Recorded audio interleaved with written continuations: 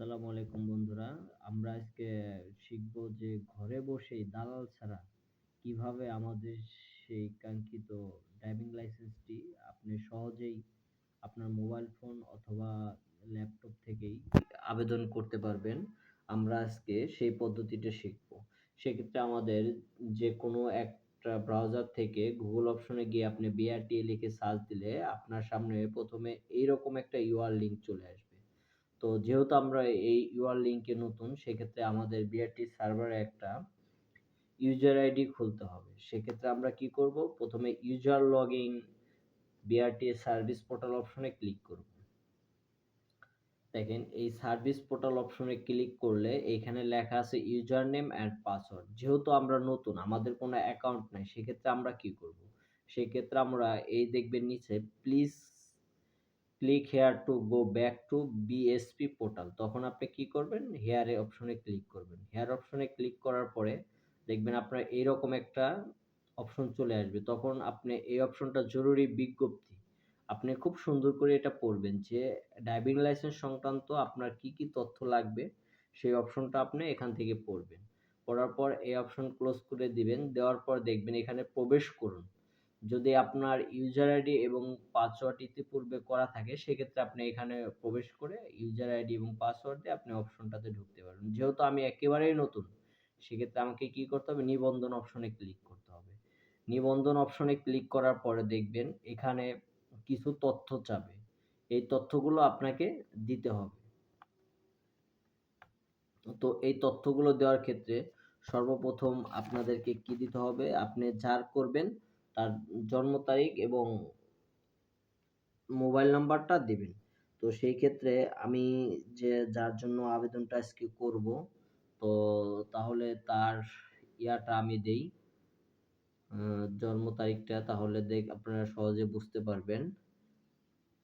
তার হলো 3rd April 1967।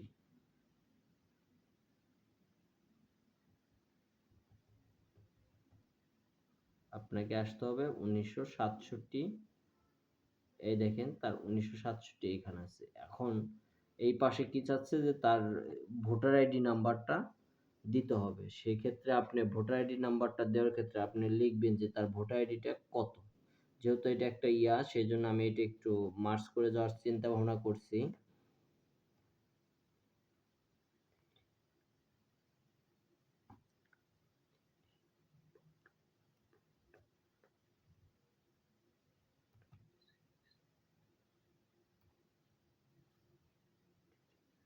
তো জন্ম নিবন্ধন দেওয়ার পর দেখবেন নিচে একটা অপশন আছে মোবাইল নাম্বার।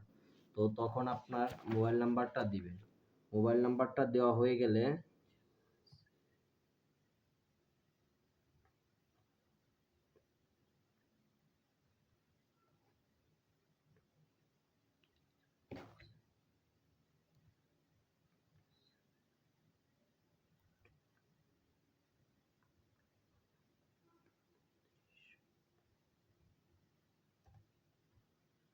মোবাইল নাম্বারটা দেওয়া হয়ে গেলে তারপরে দেখবেন যে আপনার অনুসন্ধান বাটন আছে। তো আপনি অনুসন্ধান বাটনে ক্লিক করলে তারপরে দেখেন এইখানে এই অপশনটা চলে আসছে। এই অপশনটা হলো কি ওটিপি। তো আপনার মোবাইলে একটা ওটিপি যাবে। তো এইখানে আপনার সেই ওটিপিটা লিখবেন।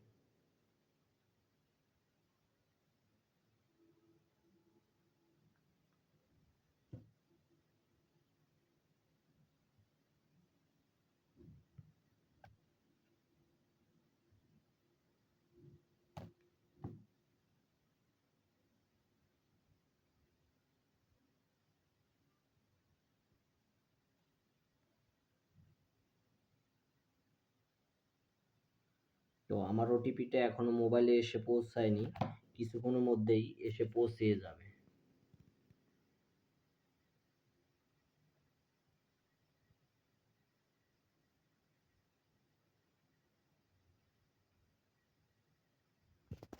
তো বন্ধুরা আমার সেই ওটিপিটি আমার কাছে চলে আসছে। সেক্ষেত্রে আমি এখন আমার ওটিপিটা যাচাই করব। যাচাই করার অপশনে ক্লিক করবেন। ক্লিক করার পর দেখবেন যে আপনার এরকম একটা ইন্টারফেস চলে আসছে।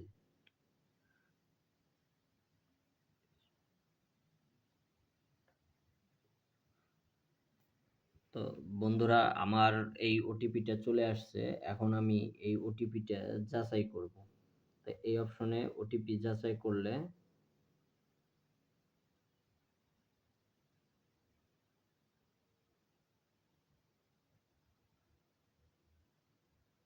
আমার একটু নেটের সমস্যার কারণে ওটিপি যাচাই হইতে একটু সময় লাগছে। দেখেন ওটিপি যাচাই হয়ে গেলে অটোমেটিকলি আপনার এখানে তথ্যগুলো চলে আসে। তো যেহেতু আমার ওটিপি যাচাই হয়ে গেছে, এখন আমি হলো নিবন্ধনের জন্য পাসওয়ার্ড সেট করব। তো এই পাসওয়ার্ডটা হচ্ছে যার খুবই গোপনীয়। তো গোপনীয়তার সাথে রক্ষা রেখে আমরা এখন পাসওয়ার্ডটা সেট করব বন্ধুরা।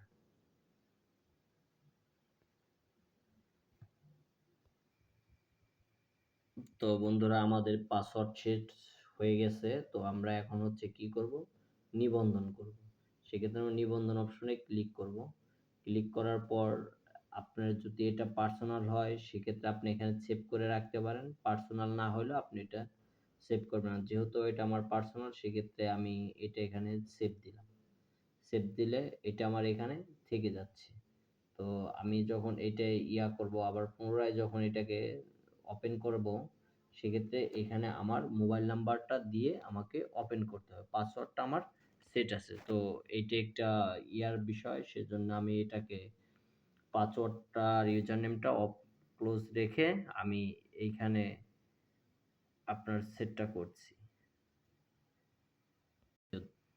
বন্ধুরা এই দেখেন এটা লগইন করার পরে তো আপনার এখানে এই অপশনটা চলে আসছে। চলে আসার পর এখন আপনার ড্রাইভিং লাইসেন্সের জন্য কিভাবে আবেদন করবেন। দেখেন শিক্ষানবিশ সংক্রান্ত এখানে কোনো তথ্য নাই। তো সেক্ষেত্রে আমাকে